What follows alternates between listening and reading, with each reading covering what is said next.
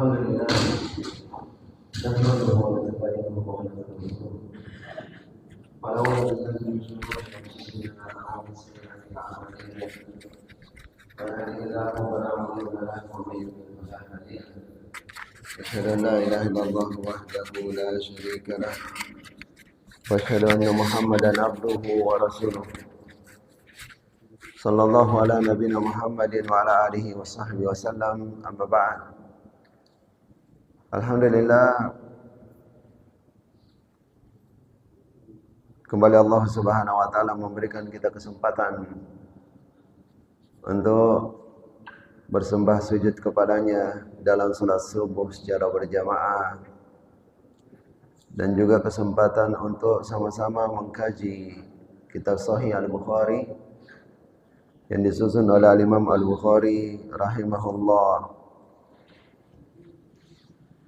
Hadis berikutnya yaitu hadis melalui Zuhri yang mengatakan, Anas bin Malik Al-Ansari telah mengkhabarkan kepadaku anna Rasulullah sallallahu alaihi wasallam rakiba farasan.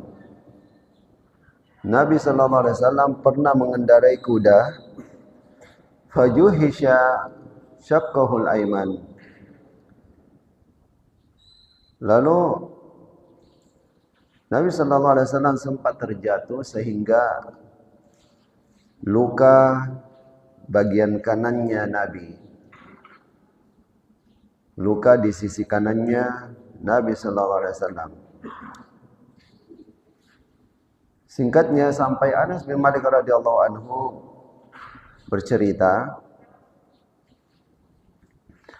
فصلى لنا يومئذ صلاة من الصلوات وهو قائد فصلينا وراءه قعودا. Lalu di hari tersebut Nabi sallallahu alaihi wasallam mengimami kami salat dengan cara beliau duduk. Lalu kami pun di belakangnya sebagai jamaah juga duduk. Jadi Nabi sallallahu alaihi wasallam mengimami dengan duduk, jamaahnya juga duduk. Lalu setelah salam, summa qala lamma sallam, Nabi katakan, innama ju'ilal imamu liutamma bihi. Imam itu dipasang untuk diikuti. Fa idza shalla qa'iman fasallu qiyaman wa idza raka'a farka'u. Jikalau imam salat dengan berdiri, maka berdiri dah. Artinya jikalau duduk, duduk juga. Dan jikalau imam sudah ruku, maka rukuklah. Wa idza rafa'a farfa'u. Ketika imam bangkit dari rukuknya, maka bangkitlah. Wa idza sajada fasjudu. Ketika imam sujud, sujudlah. Wa idza qala sami'allahu liman hamida faqulu rabbana walakal hamd. Ketika imam mengatakan sami'allahu liman hamida, maka katakanlah rabbana walakal hamd. Pelajaran yang bisa diambil dari hadis ini bahwa ketika salat jamaah, maka walaupun jamaahnya mampu untuk berdiri, kalau imamnya tidak mampu berdiri, ia duduk, maka makmum pun diperintahkan untuk duduk juga, walaupun mampu berdiri. Kalau kita lihat dari sisi praktek, mungkin kebanyakan masjid ketika imamnya tidak mampu sholat dengan berdiri, mampunya sholat dengan duduk, biasanya itu imamnya yang diliburkan. Ganti dulu yang lain. Ya, ganti dulu yang lain. Sebenarnya tidak harus seperti itu. Kalau memang kita menunjuk imam yang tetap, ya, kalau kita sudah tunjuk imam yang tetap, imamnya tidak mampu sholat dengan berdiri, dia mampu sholat dengan duduk, tidak apa-apa, jadikan ia imam, kita pun sholat dengan duduk. Walaupun berhari-hari, jadi jangankan 2-3 kali sholat, walaupun berhari-hari, iya tidak apa-apa. Ya, walaupun tidak berdosa juga, kalau mau sementara digantikan dulu, tidak apa-apa juga. Ya. Mengingat apalagi kalau imam tersebut memang seorang yang dipandang.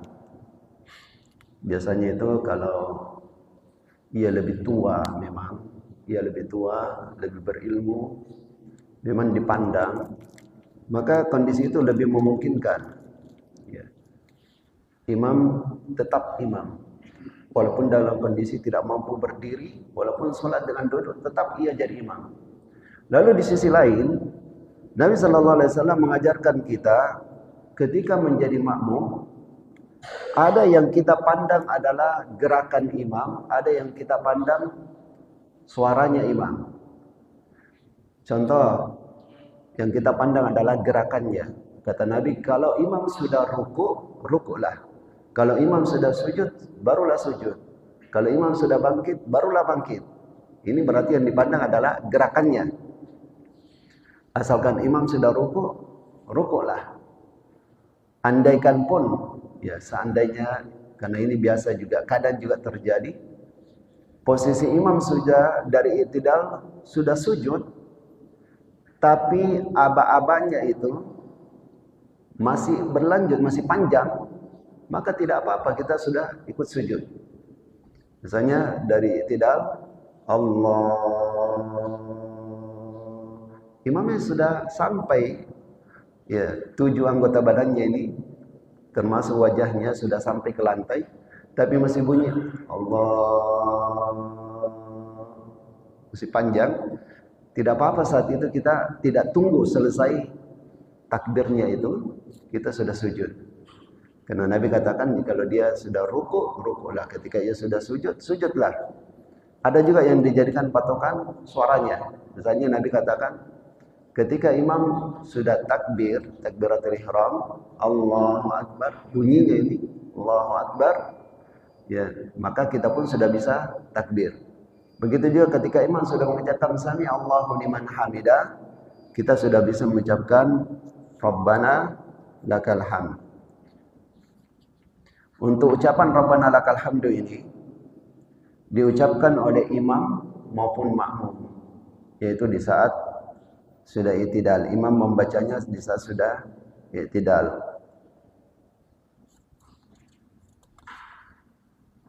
Lalu hadis selanjutnya juga melalui Zuhri. Zuhri seorang tokoh tabi'in, ya, yang mana beliau mengumpulkan banyak ilmu-ilmu dan banyak guru. Beliau katakan, telah menyampaikan kepada kami Salim bin Abdullah bahwa Abdullah bin Umar radhiyallahu anhuma mengatakan, Ra'aitu Nabi sallallahu alaihi wasallam iftataha takbir fi salati. Aku melihat Nabi sallallahu alaihi wasallam membuka dengan takbir pada suatu salat. Fa rafa'a yadayhi hina yukabbiru hatta yaj'aluhuma hazwa mankibai. Nabi mengangkat tangan beliau, Nabi mengangkat dua tangan beliau ketika bertakbir sampai sejajar dengan dua pundaknya. Sampai sejajar dengan dua pundaknya. Sebagian riwayat sejajar dengan bawah telinganya. Ala kulli hal, sehingga kita bisalah mengambil patokan tangan kita angkat antara telinga sampai ke bahu. Karena tidak gampang juga ini meluruskan. Ini perkiraan saja, cukup perkiraan. Apakah ujungnya ini pas di bahu atau di telinga atau di antaranya pun tidak apa-apa. Karena tentunya tidak gampang ini untuk mempaskan. Perkiraan cukup dengan perkiraan. Wa idza kabbara liruku' fa'ala mislahu. Yang kedua, Nabi mengangkat tangan juga di saat bertakbir untuk ruku'. Wa idza qala sami Allahu liman hamidah fa'ala mislahu. Yang ketiga, kalau Nabi bangkit dari ruku' dengan mengucapkan sami Allahu liman hamidah, kembali Nabi mengangkat tangannya. Wa qala rabbana walakal hamdu. lantas mengatakan Rabbana walakal hamdu, yaitu saat i'tidal.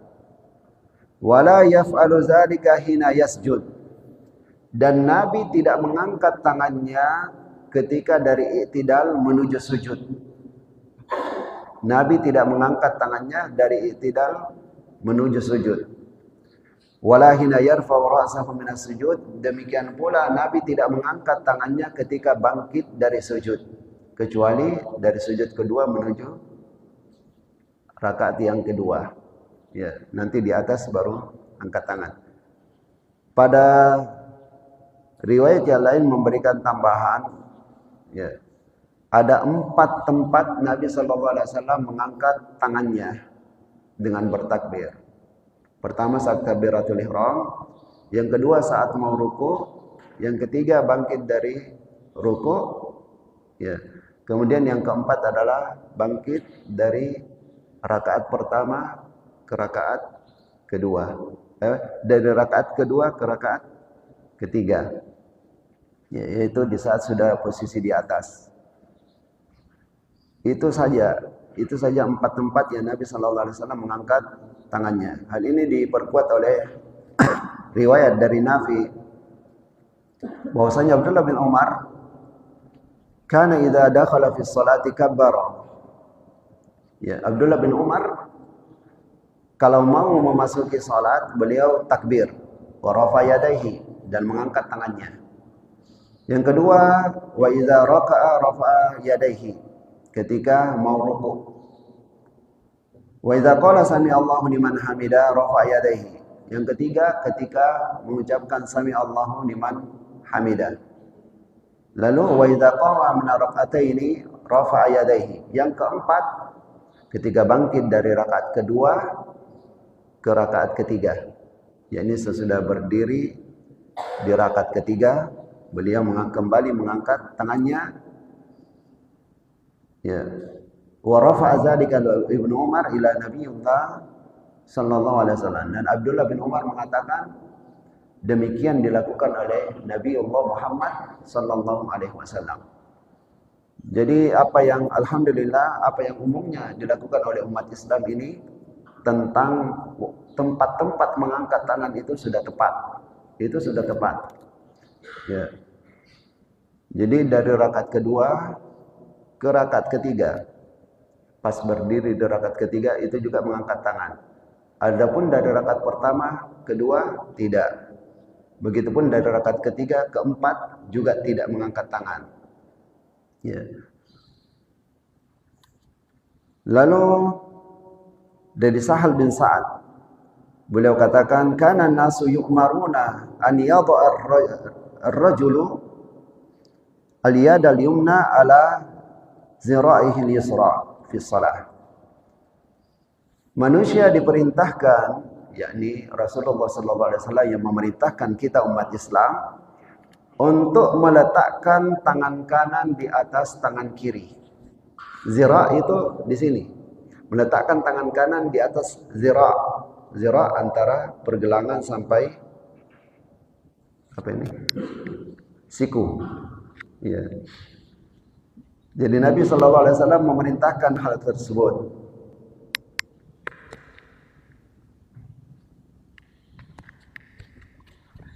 Tip layar guys, tip layar oleh umat Islam. Cuma mungkin sebagian belum mengetahui. Tip layar guys. Kira harus di sini saja, di pergelangan. Boleh sampai ya siku. Apalagi dalam salat jamaah ketika memang rapat ya, rapat antara. Selamat bergabung. Jangan lupa tip layar. Agak sulit. Ya. Biasa ini bisa saling siku-siku, apalagi sesama temannya, teman akrabnya, mungkin saling dorong-dorong. Ya. Tapi kalau memang kondisinya rapat, tip layar guys. Ruangan kecil, jangan lupa tip layar.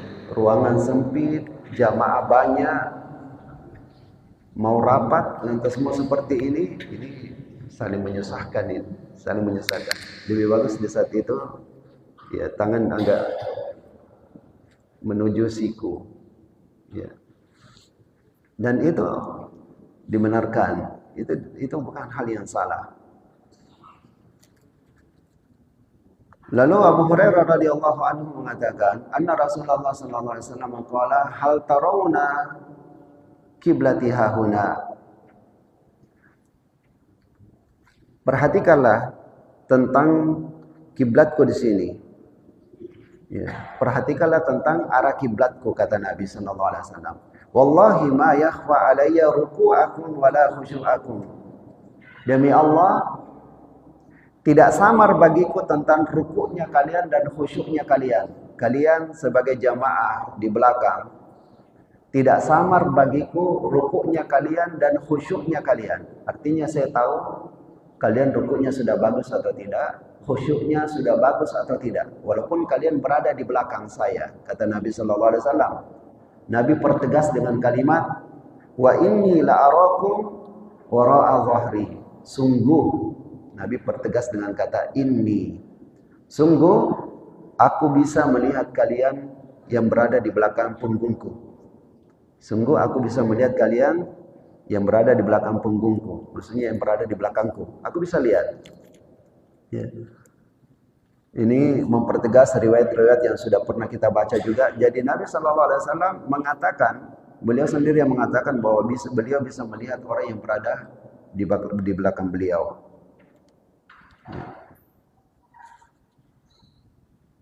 Lalu dari Asma binti Abi Bakar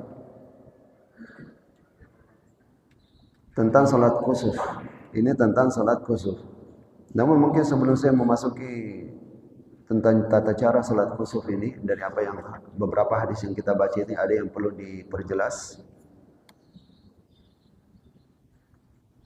Ya, betul.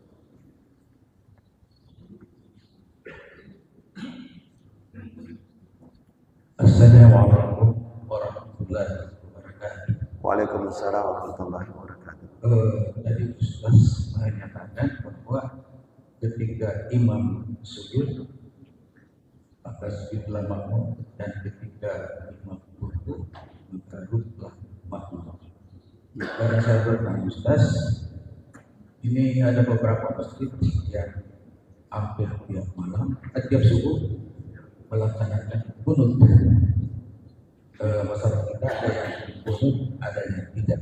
Bagaimana kiranya kalau ada imam yang kunut sementara makmumnya tidak kunut, apakah salatnya tidak sempurna atau tidak sah sama sekali? Kemudian yang kedua, tadi Ustaz menyatakan tentang takbir dan mengangkat tangan. Di dalam salat Idul Fitri atau Idul Adha ada juga masyarakat yang biasanya yang mengangkat bertakbir 7 kali dan mengangkat tangannya juga 7 kali. Tapi ada juga masyarakat yang mengangkat tangan 1 kali tapi takbirnya 7 kali. Bagaimana Pak Ustaz mengenai ini? Assalamualaikum warahmatullahi wabarakatuh. Waalaikumsalam warahmatullahi wabarakatuh. Ya. Memang hal yang patut untuk kita berpikir, ya, yang mana kondisi-kondisi di zaman kita ini berbeda dengan kondisi di masa Nabi SAW karena khilafiyah, persoalan perbedaan pendapat. Ala kulli hal, patokan kita dalam persoalan khilafiyat ini, persoalan perbedaan pendapat, pegang. Makasih yang sudah titip layar. Makasih. Al-khilafu syarrun. Perselisihan itu buruk. Perselisihan itu buruk. Masalah berbeda pandangan itu tidak masalah. Itu pasti terjadi. Beda penafsiran tentang ayat, tentang hadis, selama ada dasarnya dari ulama-ulama kita di masa salaf dulu, yaitu dari para sahabat atau dari para tabi'in atau tabi'in, itu tidak masalah. Tidak masalah selama kita punya dasar, masing-masing punya dasar ilmiah, bukan semata-mata dari dia belum mencapai tingkat mujtahid lantas mau berpendapat sendiri, mau menafsirkan ayat sendiri, mau menafsirkan hadis sendiri, itu salah.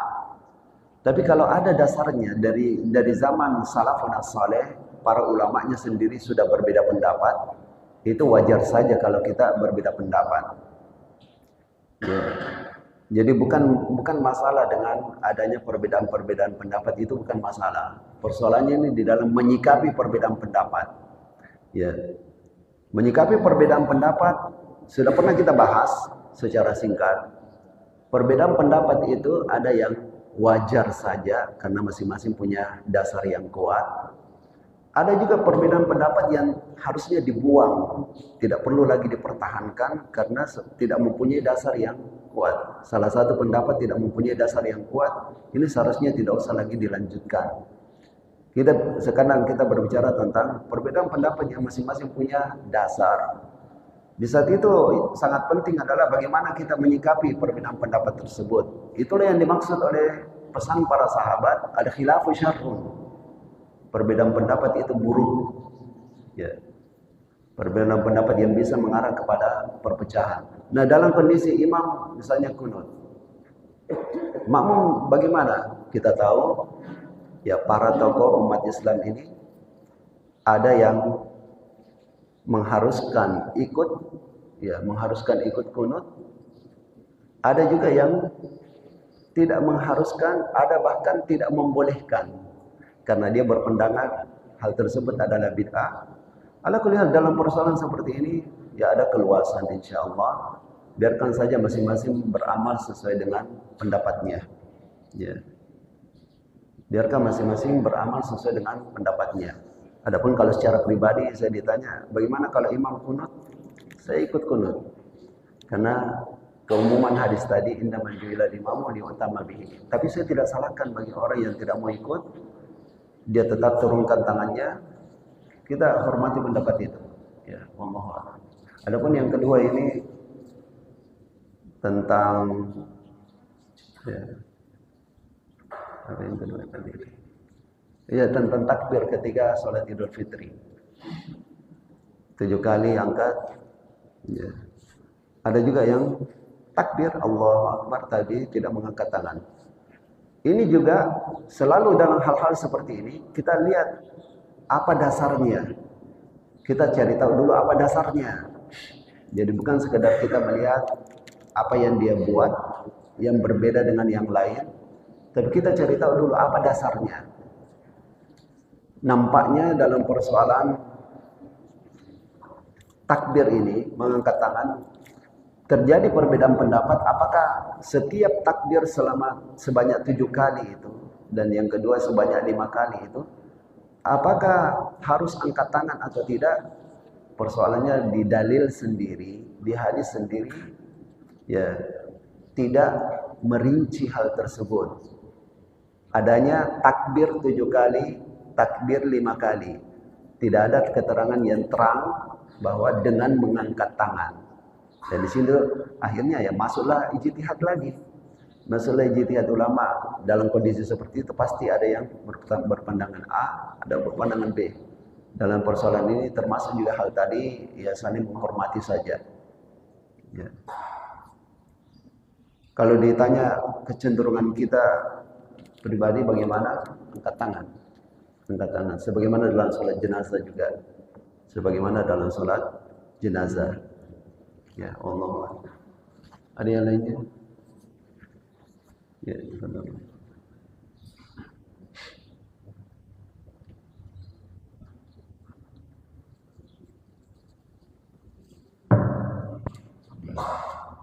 Assalamualaikum warahmatullahi wabarakatuh. Waalaikumsalam warahmatullahi wabarakatuh. Terima kasih Ustaz. Jadi tadi terkait dengan hadis yang menjelaskan bahwa yang menegaskan bahwa pada dasarnya makmum itu adalah pengikut dari imam. Yang saya paham tadi bahwa apa artinya makmum itu tidak boleh mendahului imam, bahkan saya pernah baca pada saat makmum mendahului imam itu sangat bisa saja nanti ya kemudian terpenggal leher. Kalau kita begitu juga kalau mendahului wajib, apa ada teman di sini mengatakan bahwa kepalanya akan diganti dengan kepala himar atau apa. Jadi kalau saya memahami hadis itu tadi bahwa kalau imamnya berdiri maka berdirilah. Artinya makmum itu adalah pengikut dari imam. Itu yang saya pahami di sini. Tapi mungkin mohon penjelasan lagi mengenai kalau imamnya tidak sanggup berdiri, makmum juga harus duduk. Ini yang saya belum paham bisa nanya Ustaz. Jadi di kata-kata mana yang ada itu yang menjelaskan bahwa kalau makmumnya tidak sanggup berdiri, ya duduk, hanya bisa duduk, sholat duduk, maka makmum juga harus duduk. Terima kasih. Assalamualaikum warahmatullahi wabarakatuh. Waalaikumsalam warahmatullahi wabarakatuh. Ya, jadi Nabi SAW pernah mengalami hal tersebut. Nabi pernah mengalami hal tersebut bahwa beliau sholat dengan duduk, sebagaimana yang sudah kita baca. Nabi sholat dengan duduk, makmumnya sebenarnya mampu. Nabi tadi disebutkan bahwa Nabi baru saja jatuh dari naik kuda, sehingga Nabi tidak bisa sholat dengan berdiri. Beliau sholat dengan duduk. Dalam kondisi sebenarnya para sahabat mampu untuk berdiri, tapi mereka ikut duduk. Mereka ikut sholat dengan duduk. Ya, tata cara sholat dengan duduk, ya rukuk dengan saat hitungan berdiri itu, posisinya mereka semua duduk bersedekap begini. Ya. Rukuk dengan tunduk, ya sujud dengan merapatkan wajah ke lantai. Ya. Itu yang dimaksud dengan sholat dengan duduk. Sekalipun para makmum mampu untuk berdiri, tapi kalau imam tidak mampu berdiri, makmum ikut duduk. Ya. Jangan berdiri. Jangan berdiri walaupun mampu untuk berdiri. Kecuali dia yang menjadi imam atau dia sholat sendiri. Selagi mampu dalam sholat fardu, selagi mampu berdiri, maka rukun. Itu adalah rukun. Batal sholatnya orang yang mampu berdiri lantas tidak sholat dengan berdiri. Kalau dia sholat sendiri atau dia sebagai imam, batal sholatnya kalau dia mampu berdiri lantas tidak berdiri. Berbeda dengan sholat sunnah. Kalau sholat sunnah, walaupun mampu berdiri, dia pilih duduk, boleh. Karena berdiri dalam sholat sunnah bukan rukun, tidak wajib. Sebagaimana yang dipraktekkan oleh Nabi SAW. Apalagi kalau sholat sunnah dengan berkendaraan, maka sekalipun tidak menghadap kiblat, boleh. Ya.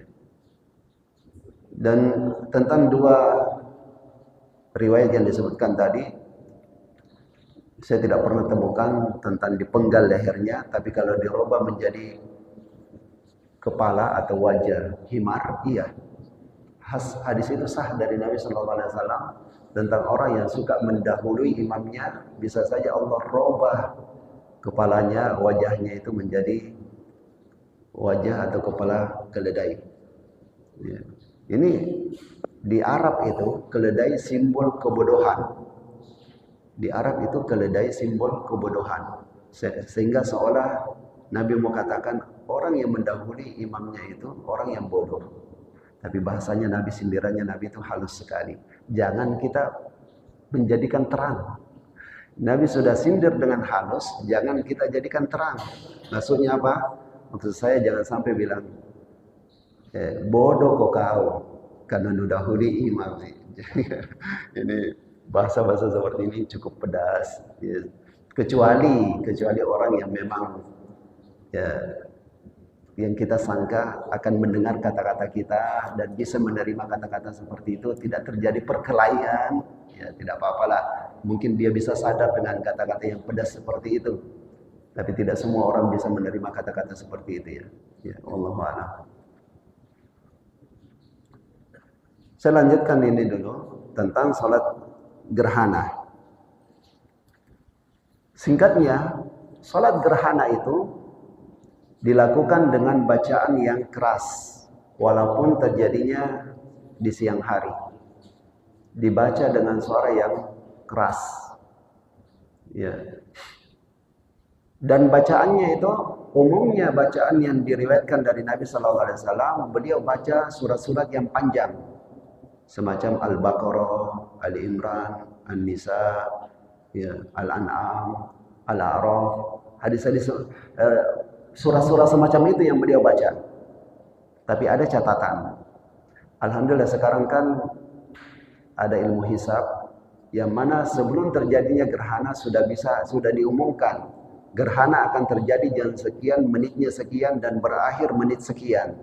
Sehingga kalau kita lihat yang diumumkan itu lama gerhananya sebentar saja, jangan baca surat yang panjang karena sudah lewat. Kalau kita dapat pengumuman gerhana itu cuma sebentar, maka pilihlah surat yang pas juga, yang pas ukurannya. Ya. Kemudian yang kedua, sholat gerhana ini dilakukan 2 rakaat, masing-masing 1 rakaatnya 2 kali ruku. Dan setiap bangkit dari ruku membaca Al-Fatihah dan surah lagi. Beberapa ulama kita ditanya karena tentang habis ruku baca lagi Al-Quran, ini jelas.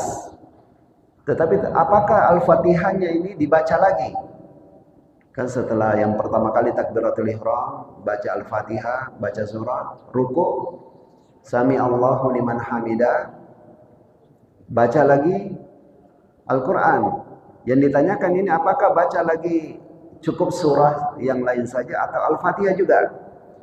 Beberapa ulama kita ditanya tentang hal tersebut, mereka pada menjawab iya, baca lagi Al-Fatihah. Bahkan ulama kita ini berbeda pendapat tentang satu rakaat itu berapa kali ruku.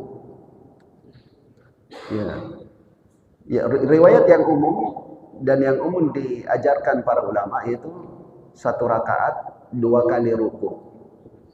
Sehingga yang berpandangan misalnya 1 rakaat 3 kali ruku, 3 kali juga baca Al-Fatihah dalam 1 rakaat, 3 kali baca surah.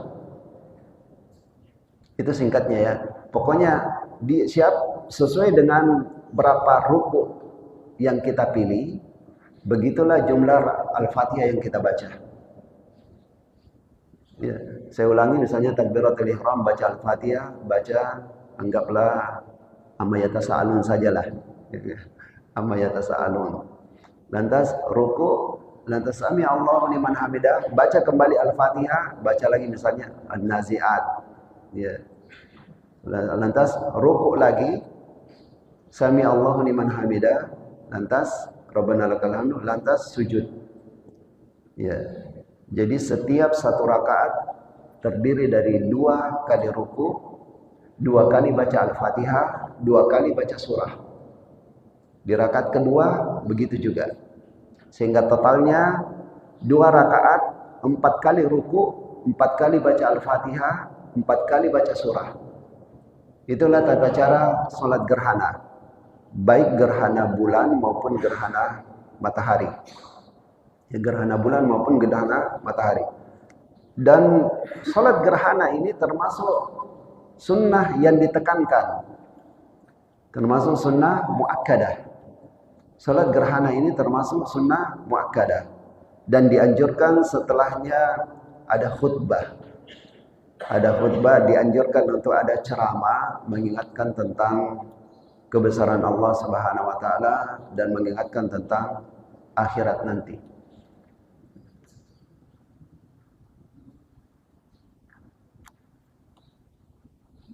Dan juga telah diriwayatkan dari Aisyah radhiyallahu anha, beliau mengatakan, qala Nabi sallallahu alaihi wasallam fi salatil khusuf, fara'aitu jahannama. Di saat salat gerhana, kata Nabi sallallahu alaihi wasallam, aku melihat neraka jahanam. Jadi Nabi sallallahu alaihi wasallam salatnya di dunia, di Madinah. Lantas Allah Subhanahu wa taala bukakan pandangan beliau sehingga melihat ke neraka jahanam, yahdimu ba'daha ba'dhan. Apinya itu sampai ke sudut-sudutnya. Apinya itu sampai ke sisi-sisinya, dipenuhi dengan api neraka jahanam tersebut. Ya, ada bagian-bagian yang tidak ada apinya. Tapi tetap saja panas, tetap saja panas. Nabi katakan, hina ra'aitumuni ta'akhartu. Tadi kalian sempat melihat saya mundur. Itu saya kaget melihat api neraka yang begitu berkobar-kobar. Ya. Dari sini kita ambil faedah bahwa Allah Subhanahu wa taala Maha Kuasa, khususnya kepada nabinya sallallahu alaihi wasallam.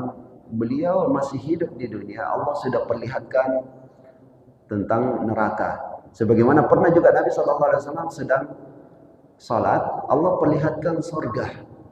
Allah perlihatkan surga. Misalnya di sini, di hadis berikutnya melalui sahabat Abdullah bin Abbas radhiyallahu anhu, beliau katakan,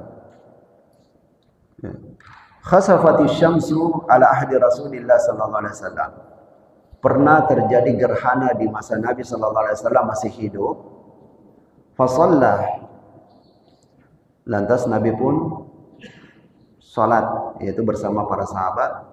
Lantas para sahabat bertanya, "Ya Rasulullah, ra'ainaka tanawalta syai'an fi maqamika, tsumma ra'ainaka takakka'ta."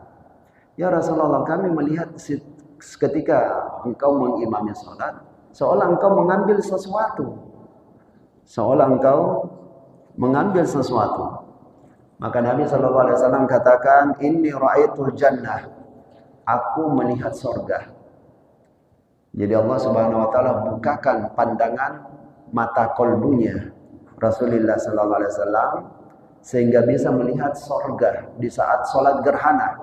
Tadi di saat salat gerhana beliau melihat neraka. Di kali yang lain di saat salat gerhana Nabi melihat surga. Lalu kata Nabi, fatanawaltu minha unqudan. Lalu saya mau mengambil setangkai daripada buah surga tersebut. Walau akhaztuhu la akaltu minhu ma baqiyad dunya. Andaikan benar-benar saya ambil setangkai buah surga tersebut, kalian akan bisa memakannya selama dunia ini ada. Ini menunjukkan bahwasanya buah surga itu tidak ada habisnya. Dimakan ada lagi, dimakan muncul lagi. Ya, lumayan ini kalau kita punya yang seperti itu ya. Ya, jadi sudah ada bekal makanan di rumah, tidak usah capek-capek lagi pergi kerja. Ya, habis dimakan muncul lagi, habis dimakan muncul lagi. Jadi coba kita perhatikan keterangan Nabi ini, setangkai saja buah surga, andaikan itu dimakan tidak akan habis-habisnya, tidak akan ada habis-habisnya. Bagaimana kalau kita sudah masuk ke dalam surga? Berbagai buah tersedia dengan jumlah yang tidak terbatas. Ya Allah. Ini dulu mungkin ada yang perlu diperjelas dulu sebelum kita pindah ke bab yang lain.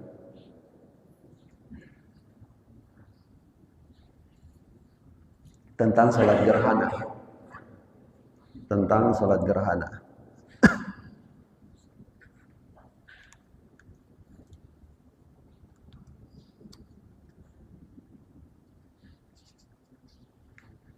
Kalau tidak ada saya lanjutkan dulu.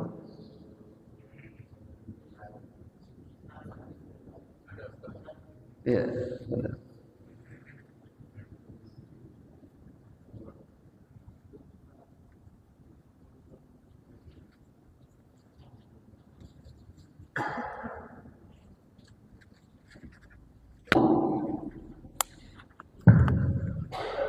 Baik, bismillah.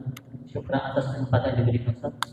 Ini pertanyaan pertama berkaitan tentang tentang mengikuti imam dengan bacaan, dengan suaranya, dengan gerakannya. Tadi sempat dijelaskan bahwa jika mendahului imam dia akan diubah mukanya seperti imam pada suaranya. Nah, bagaimana ketika ada kondisi ada seorang imam yang biasanya sudah sepuh? Terkadang kalau kita dari sujud, dari tidak ke sujud biasanya suaranya lebih dulu baru gerakannya.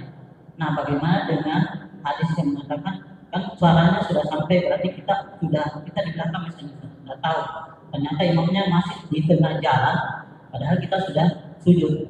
Bagaimana dengan itu? Apakah itu masuk dengan kategori hadis yang akan diubah menjadi himar? Itu pertanyaan yang pertama. Kemudian pertanyaan yang kedua tentang pandangan Rasulullah ketika melihat surga dan neraka tadi. Sekarang ada viral yang menganggap dirinya sebagai Imam Mahdi. Itu lagi viral sekarang Ustaz, yang menurut kami itu sangat meresahkan karena hanya mengandalkan mimpi. Kami sebut namanya atau ini mungkin kita sudah tahu semua, Muhammad Qasim dari satu negara yang menganggap bahwa saya ini Imam Mahdi dengan mengatakan mimpi-mimpinya. Bagaimana kita menyikapi hal ini? Apakah memang benar dia Imam Mahdi ataukah ini cuma supaya kita tersesat? Itu yang menjadi pertanyaan. Syukran. Afwan. Ya, jadi yang perlu diketahui, perlu dipahami dengan baik tentang arahan Nabi, bimbingan Nabi dalam sholat berjamaah.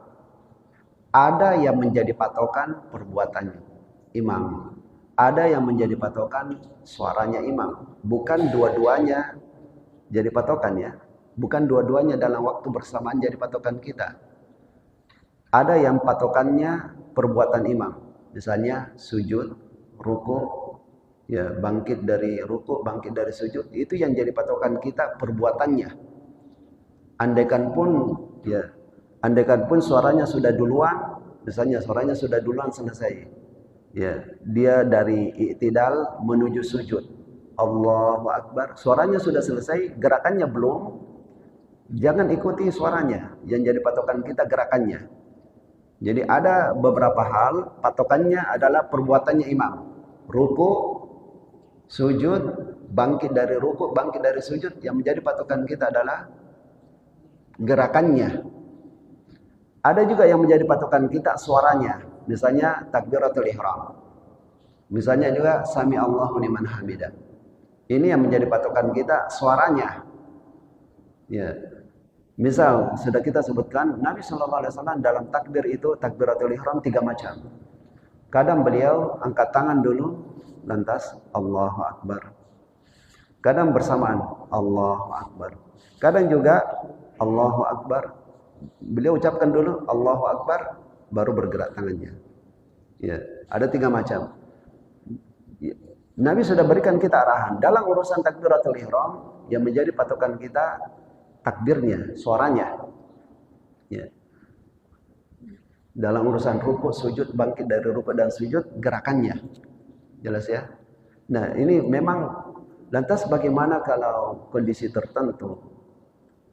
Orang itu, imam itu suaranya duluan dari i'tidal menuju sujud, suaranya sudah duluan, sementara dia belum sujud. Maka kembali kepada kita tahu kebiasaannya atau tidak. Dalam kondisi kita tahu kebiasaan dia, maka jangan jadikan patokan suaranya. Ini kondisional ya.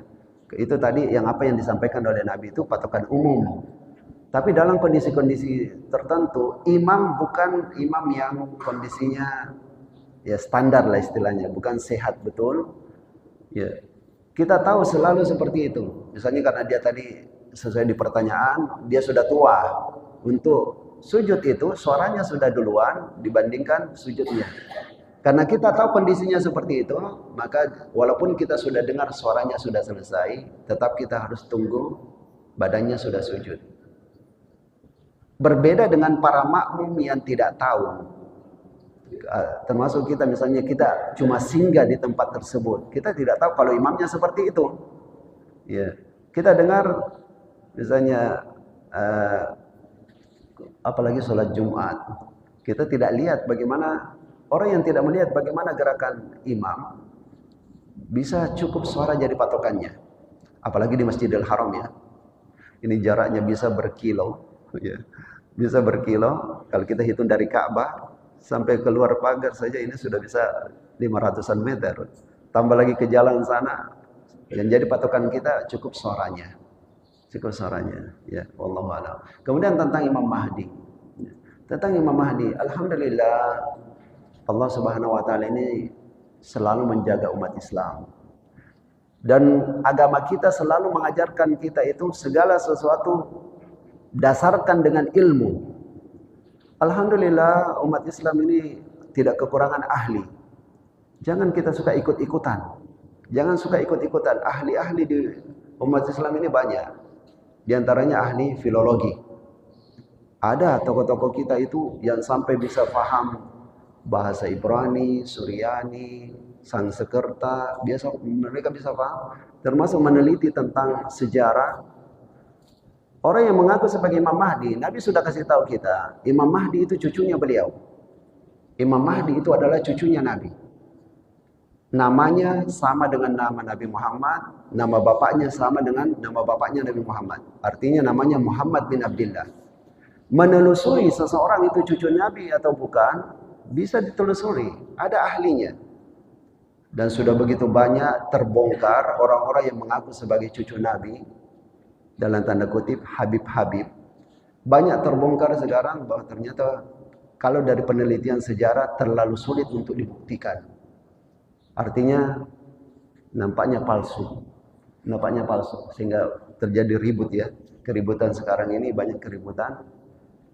Ya, itu wajar. Apalagi dari keterangan dari ahli-ahlinya, termasuk ahli filologi tersebut, banyak menjelaskan bahwa itu terlalu sulit untuk dibuktikan bahwa ia keturunan Nabi. Harusnya bisa. Andaikan dia benar keturunan Nabi, harusnya bisa dibuktikan. Tapi ternyata pembuktian itu tidak bisa dilakukan oleh mereka yang mengaku. Ya, sebagaimana ini juga. Kalau ada seseorang mengaku sebagai Imam Mahdi, kita tunggu dulu komentar para ahli. Ya, lihat dulu silsilah keturunannya. Silsilah keturunan dia, betulkah? Kalau sudah ini saja tidak bisa dibuktikan, lebih bisa dibuktikan bahwa dia palsu, tidak usah lagi diteliti yang bagian-bagian lain.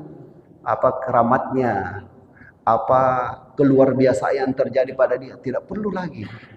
Tidak perlu lagi. Dan ya ini sampai sekarang ini yang mengaku-mengaku seperti itu, ya masih terhitung palsu-palsu semua. Ya, wallahu a'lam. Ya, benar. Bismillahirrahmanirrahim. Assalamualaikum warahmatullahi wabarakatuh. Waalaikumsalam warahmatullahi wabarakatuh. Ini mengenai bacaan doa iftitah, Ustaz. Dari kecil kita sudah pelajari itu tentang tuntunan salat Maghrib. Itu Allahu Akbar kabira walhamdulillahi katsira wa subhanallahi wa wasila. Inni wajhtu. Ada yang membaca itu dan ada juga yang mengatakan tidak ada ininya, langsung wajhtu wajhiya. Nah itu bagaimana tadi? Kemudian yang kedua, kembali dari ruku. Yang biasa kita, yang umum kita baca itu Rabbana lakal hamd. Nah, kemudian ada riwayat yang sahabat yang membaca hamdan katsiran thayyiban mubarakan fi mubarakan alaih, tapi tidak pernah diucapkan oleh Rasulullah. Mana yang afdal kita ikuti, tapi sempat juga dikasih tahu oleh Rasulullah bahwa pahalanya besar dan dikatakan oleh malaikat. Nah itu yang kedua. Kemudian ini di luar tapi masih tentang sholat, mengenai apakah ada dalilnya pernah Rasulullah laksanakan sholat Jumat, tapi setelah sesudahnya itu dia melaksanakan sholat zuhur. Ya itu saja. Baik. Jadi yang pertama tentang doa iftitah. Kita tahu doa iftitah dari Nabi SAW yang beliau praktekkan itu banyak macam. Doa iftitah banyak macamnya. Semuanya itu prakteknya Nabi. Ya, yang beliau praktekkan banyak macam. Begitu juga bacaan tasbih saat ruku banyak macam beliau praktekkan. Bacaan tasbih waktu sujud banyak macam beliau praktekkan. Alangkah baiknya kita hafal 2-3 macam, kalau bisa semuanya. Dan dalam sholat kita ganti-ganti. Kita ganti-ganti. Di rakaat pertama ini, asalkan jangan takalluf ya, jangan membebani diri. Ya. Hikmah yang mau dicapai, supaya dengan kali ini baca yang ini, kali lain baca yang lain, supaya kita tidak terbawa dalam menghayal. Karena kadang bacaan-bacaan yang kita sudah terlalu latah, terlalu lancar bacaannya, kita menghayal apapun sambil menghitung dagangan, bisa selesai Al-Fatihah. Ya. Karena terlalu terbiasa. Tapi kalau kita coba sesekali kita ganti, pikiran kita hadir kembali. Hadir kembali karena kita mengganti bacaan. Itu dianjurkan. Cuma jangan juga sibuk mengganti-ganti saja. Ya. Sibuknya mengganti-ganti, bukan fokusnya kepada khusyuk. Ya. Tentang doa iftitah itu, ya ada tambahan ini wajah wajhiyah atau langsung saja wajah wajhiyah, yang manapun yang kita baca tidak apa-apa. Yang manapun yang kita baca itu tidak apa-apa. Ya. Kemudian yang kedua, ya, ucapan Rabbana lakal hamd. Rabbana lakal hamd bisa juga Rabbana pakai wa. Rabbana walakal hamd. Tentang tambahan hamdan katsiran thayyiban mubarakan fi. Iya, ini betul. Waktu itu tidak diajarkan oleh Nabi, tapi kemudian menjadi diajarkan oleh Nabi. Maksudnya apa? Para ulama hadis ketika mendefinisikan apa itu hadis, beliau mengatakan hadis itu ucapan Nabi, perbuatan Nabi, atau sifat Nabi, maupun persetujuan Nabi. Walaupun itu tidak dilakukan oleh Nabi, tapi Nabi lihat atau beritanya sampai kepada Nabi dan Nabi tidak menyalahkan, maka itu masuk dalam hukum hadis. Maka itu masuk dalam hukum hadis. Walaupun tadinya bukan Nabi yang lakukan. Seperti itulah pada bangkit dari ruku, Sami Allahu liman hamidah, Rabbana lakal hamd, lantas tambahkan hamdan katsiran thayyiban mubarakan fi.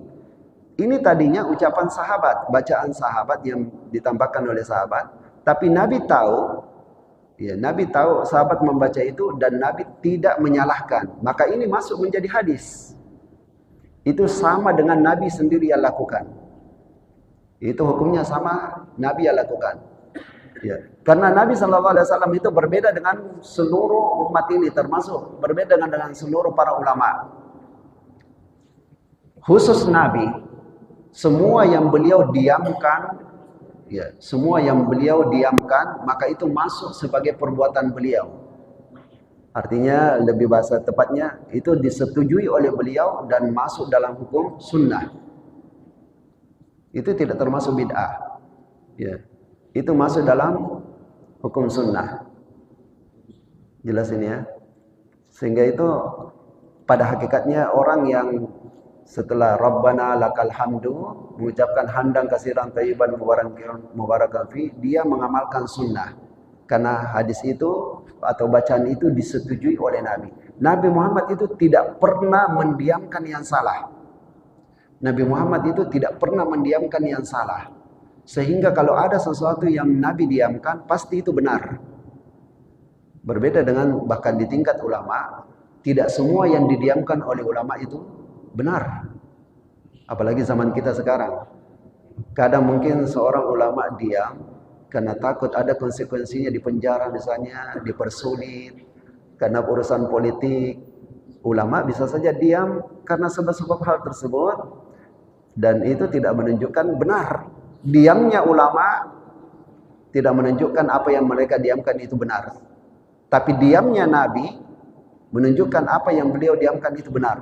Karena Nabi Muhammad itu tidak pernah mendiamkan kebatilan. Beliau tidak pernah mendiamkan kebatilan. Ini bedanya kita dengan Nabi SAW. Masih ada satu lagi mungkin ya? Kedua saja. Ya, salat zuhur setelah salat Jumat. Ini tidak ada. Tidak ada itu salat zuhur setelah salat Jumat.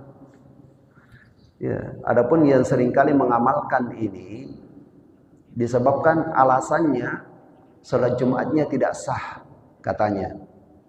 Salat Jumatnya tidak sah. Kenapa? Di antara sebabnya kata mereka, salat Jumat itu harus khutbahnya pakai bahasa Arab. Karena 2 kali khutbah hukumnya sama dengan 2 rakaat. Ya. 2 kali khutbah sama dengan 2 rakaat. 2 rakaat Jumat itu pelengkap 2 rakaat. Jadi sebenarnya katanya dalam salat Jumat itu tetap 4 rakaat. 2 rakaatnya di mimbar, ya, khatib ceramah, makmum mendengar, itu 2 rakaat. 2 rakaatnya lagi salat Jumatnya. Ini keliru. Keliru. Ya. Alhamdulillah para ulama kita ini membolehkan khatib dengan khutbah Jumat. Sedangkan sudah berbahasa Indonesia saja, masih banyak umat Islam ini kosong dari ilmu agama, ya sedikit sekali ilmu agamanya. Kalau bagaimana pula kalau berbahasa Arab? Bagaimana dengan orang yang malas kajian? Apa ilmu agama yang bisa dia dapat? Apalagi kita tahu persis, mereka yang mempraktekkan khutbah dengan bahasa Arab ini, khutbahnya bertahun-tahun sampai 10-20 tahun, itu kertas yang dia pegang. Tidak berubah khutbahnya. Tidak seperti itu juga yang diajarkan oleh ulama. Orang yang mau khutbah pakai bahasa Arab, hendaknya makmumnya faham bahasa Arab. Dan khutbahnya itu seperti kita lah, berganti-ganti temanya. Bukan itu terus dibaca sepanjang tahun. Ya, ini khutbah abadi namanya. Khutbah abadi. Ya. Bukan demikian ya. Apalah artinya kalau khatib berkhutbah pakai bahasa Arab lantas makmumnya tidak paham. Jadi itu tidak dianjurkan setelah salat Jumat, salat zuhur lagi, ya, itu tidak dianjurkan. Nah, masih ada yang lain? Ya, saya mau cuma melanjutkan pertanyaan dari salah satu jamaah yang menonton di luar. Pertanyaan seperti ini, Ustaz mau bertanya, apa hukumnya kalau kita bersedekah dari uang riba? Mohon dijawab, Ustaz.